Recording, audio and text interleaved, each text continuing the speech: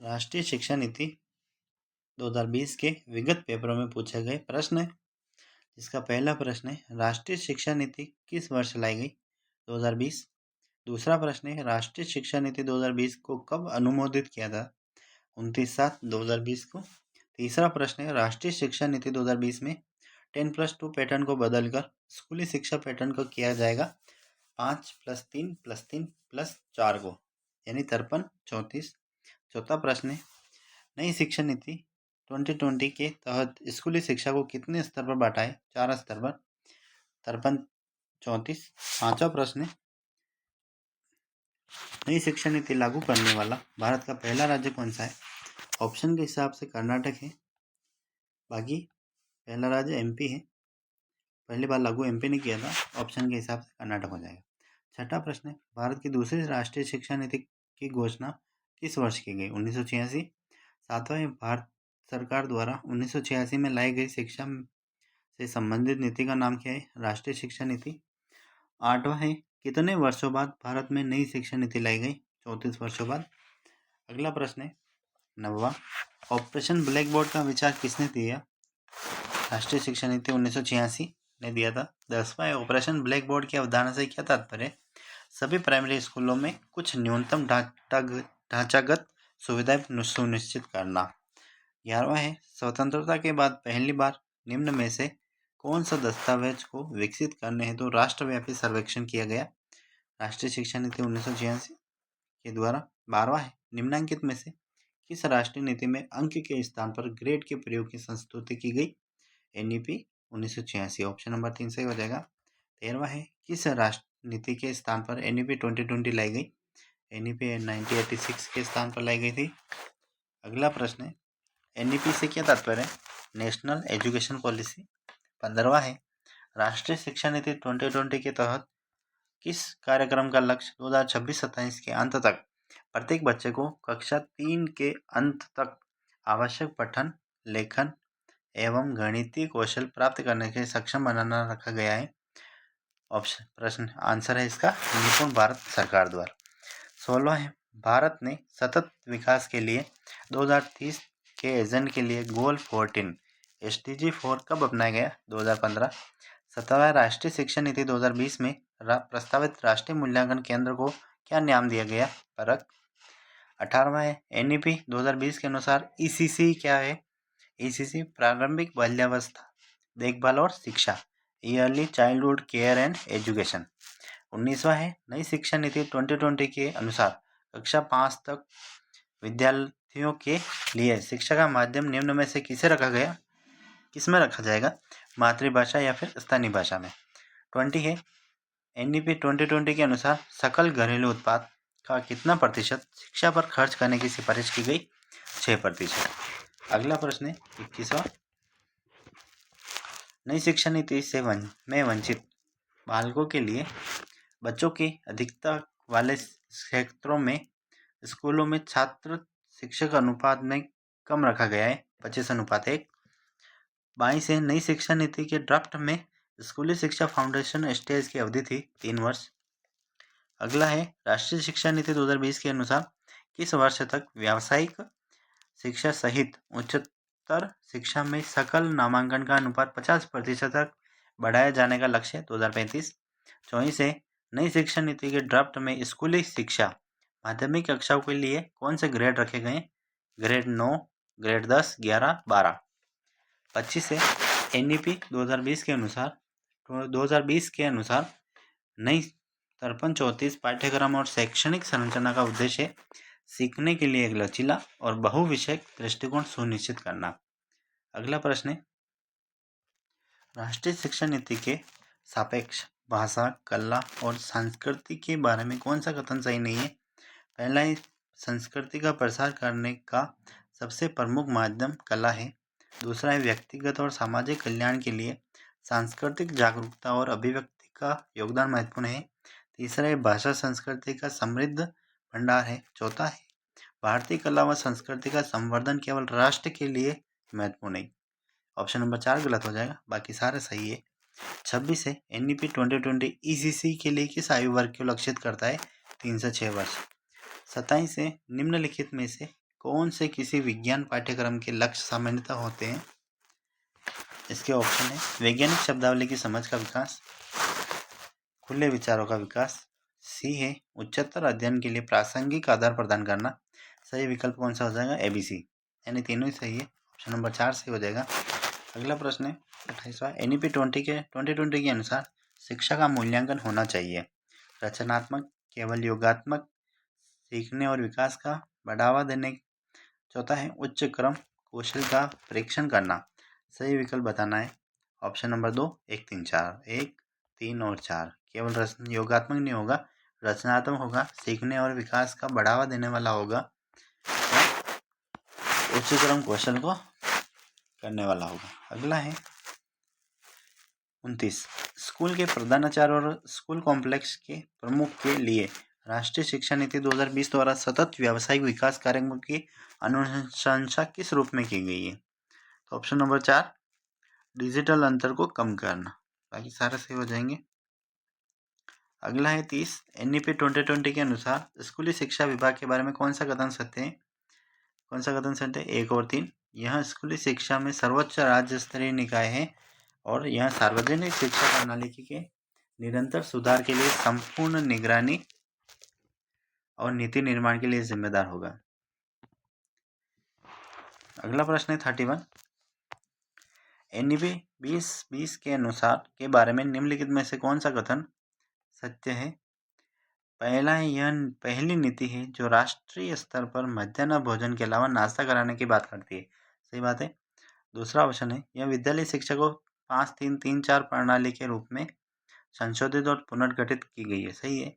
यह अन्य भारतीय भाषाओं की तुलना में संस्कृत को बढ़ावा देने में केंद्रित है, यानी सी थोड़ा गलत हो जाएगा। बाकी ए और बी दोनों सही है। Option number 1। 32, NEP 2020 के अनुसार शिक्षा के पहले 5 वर्षों को यहाँ कहते हैं बुनियादी फिर मूलभूत। 33, राष्ट्रीय शिक्षा नीति 2020 के अनुसार फाउंडेशन स्टेज का मतलब 3 साल आंगनवाड़ी कक्षा 1 से 2। 34, NEP 2020 किस प्रकार के प्रगति कार्ड की अनुशंसा करती है? 360 समग्र प्रगति कार्ड। अगला है राष्ट्रीय शिक्षा नीति 2020 अधिगम के कौन से तरीके पर बल देती है? अनुभवात्मक अधिगम, डिजिटल अधिगम, वैज्ञानिक अधिगम, करके सीखना अधिगम। उपरोक्त सभी सही हो जाएगा। 37, राष्ट्रीय शिक्षा नीति 2020 के अनुसार देश भर में विभिन्न विषयों पर ओलंपियाड और प्रतियोगिताएं मजबूत होंगी। 38, राष्ट्रीय शिक्षा नीति 2020 का प्रस्तावित करता है उपरोक्त सभी। विद्यालय को पाठ्यचर्या की विषय वस्तु में कटौती, विद्यालय की पाठ्यचर्या में लचीलेपन में वृद्धि, स्कूल कॉम्प्लेक्स में स्थापना। डी है विवेचनात्मक चिंतन को महत्व देना। ऑप्शन नंबर ई उपरोक्त सभी सही हो जाएगा। 38, राष्ट्रीय शिक्षा नीति 2020 की सिफारिश करती है कि खेल एकीकृत शिक्षा शास्त्र को कक्षा में उपयोग करने की आवश्यकता है। खेल एकीकृत शिक्षा शास्त्र के संदर्भ में गणित की कक्षाओं के लिए निम्नलिखित में से कौन सा कथन सत्य है? कौन सा कथन सत्य हो जाएगा इसमें? BCD। पहला है शिक्षण अधिगम प्रक्रिया आनंददायक हो जाएगी। सही बात है। खेल की उपयोगिता गणित पढ़ाने में संभव नहीं, ये बात गलत हो जाएगी। तथा इसमें बहुत समय खर्च हो जाएगा, तो इसे टालना चाहिए, ये बात भी गलत है। ऑप्शन डी, प्रसिद्ध खेलों के अलावा कई स्वदेशी खेल हैं जिनका उपयोग गणित पढ़ाने में किया जा सकता है, ये बात भी सही है। तो ऑप्शन नंबर 4 हो जाएगा इसका। बाकी सारे गलत हो जाएंगे। 39,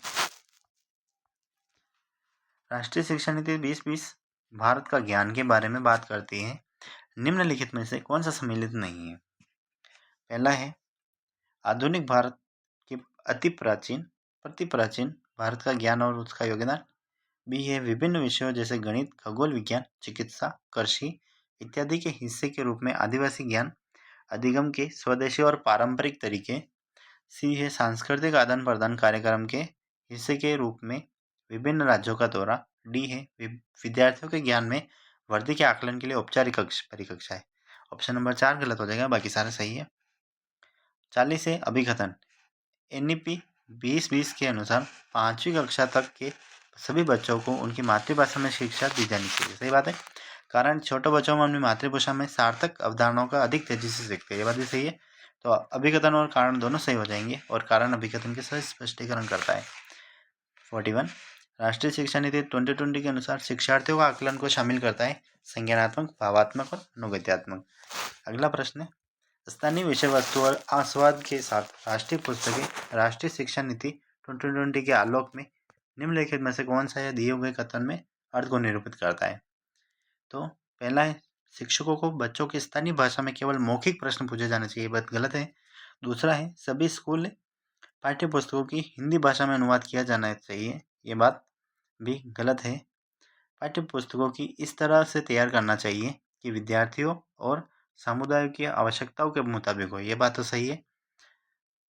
और डी है, पाठ्य पुस्तकों में स्थानीय संदर्भों और आवश्यकताओं के अनुसार वांछित बारीकी और पूरक सामग्री को शामिल करना चाहिए, तो ये बात भी सही है। तो सी और डी सही हो जाएगा, बाकी सारे गलत हो जाएंगे। 43, राष्ट्रीय शिक्षा नीति 2020 में प्रस्ताव बदलाव है मानकीकरण और लचीलापन। अगला है 44, राष्ट्रीय शिक्षा नीति 2020 के अनुसार गुणवत्ता शिक्षा प्रदान करने और बच्चों को स्वतः स्व अधिगमकर्ता बनाने के लिए महत्वपूर्ण सिद्धांत है, यह सीखने को कैसे सीखता है। 45, NEP 2020 के अनुसार एक शिक्षक को शिक्षण अधिगम प्रक्रिया के दौरान प्राइमरी स्कूल में के बच्चों से संप्रेषण के लिए किस भाषा का प्रयोग करना चाहिए? बच्चों को मातृभाषा का। 46, राष्ट्रीय शिक्षा नीति 2020 का उद्देश्य भारत को एक वैश्विक ज्ञान महाशक्ति बनाना। 47, निम्नलिखित में से कौन सा स्कूल की पाठ्यचर्या व शिक्षा शास्त्र के लिए राष्ट्रीय शिक्षा नीति 2020 की प्रस्तावना का निरूपण करता है? पहला है, यह अधिगम सामग्री और एकीकृत होनी चाहिए, सही है। दूसरा है, 5-3-3-4 के नए डिजाइन में स्कूल पाठ्यक्रम और शिक्षण शास्त्र को पुनर्गठित करना, ये बात भी सही हो जाएगी। तो ऑप्शन नंबर 2 हो जाएगा, ए और बी दोनों सही है। 48, भारतीय सरकार के शिक्षा मंत्रालय ने राष्ट्रीय शिक्षा नीति 2020 के तहत बेहतर समझ एवं संख्यात्मक ज्ञान के साथ पढ़ाई में प्रवीणता के लिए राष्ट्रीय पहल निपुण भारत मिशन की शुरुआत की गई है 5 जुलाई 2021 को। 49, नई शिक्षा नीति 2020 में हायर एजुकेशन में कौन सा कोर्स खत्म कर दिया है? एमफिल को। 50 है, कथन फर्स्ट नेशनल एजुकेशन पॉलिसी 2020 से ज्ञात फर्क का पूर्ण रूप समग्र विकास के लिए प्रदर्शन, आकलन, समीक्षा और ज्ञान का विश्लेषण है। कथन सेकंड है, NEP 2020 के अनुसार छठी कक्षा से कोडिंग कक्षाएं शुरू की जानी चाहिए, ये दोनों कथन सही हो जाएंगे, ए और बी दोनों सही है। 51, राष्ट्रीय शिक्षा 2020 में प्रस्तावित समग्र 360 डिग्री बहुआयामी उन्नत पत्र को क्या दर्शाना चाहिए? विद्यार्थियों की संज्ञानात्मक, भावात्मक और मनोगत्यात्मक आयामों को प्रगति। अगला प्रश्न है 52, राष्ट्रीय शिक्षा नीति 2020 का प्रस्तावित करती है कि उपरोक्त सभी विद्यालय की पाठ्यचर्या की विषय वस्तु में कटौती, विद्यालय की पाठ्यचर्या में लचीलेपन में वृद्धि, सी है स्कूल कॉम्प्लेक्स में स्थापना, डी है विवेचनात्मक चिंतन को महत्व देना। उपरोक्त सभी हो जाएगा। 53, पाठ्यचर्या भार कम करने की समालोचना चिंतन को बढ़ाया जा सकता है, यह मत किस दस्तावेज से प्रमुखता से दिए गए? NEP 20। 54 है, डाइट यानी जिला शिक्षा एवं प्रशिक्षण संस्थान की कल्पना किसकी है? NEP 1986 की। 55, नवोदय विद्यालय खोलने की सिफारिश की गई राष्ट्रीय शिक्षा नीति 1986 में द्वारा की गई। 56 है, राष्ट्रीय शिक्षा नीति 2020 का विजन भारत को एक सशक्त व जीवंत ज्ञान आधारित समाज में परिवर्तित करना। और 57 लास्ट प्रश्न है, नेशनल एजुकेशन पॉलिसी 2020 के अंतिम प्रारूप समिति के अध्यक्ष कौन थे? के कस्तूरी रंगन। ये प्रमुख पढ़े अपन ने NEP 2020 के विगत पेपरों में पूछे गए प्रश्न है। धन्यवाद।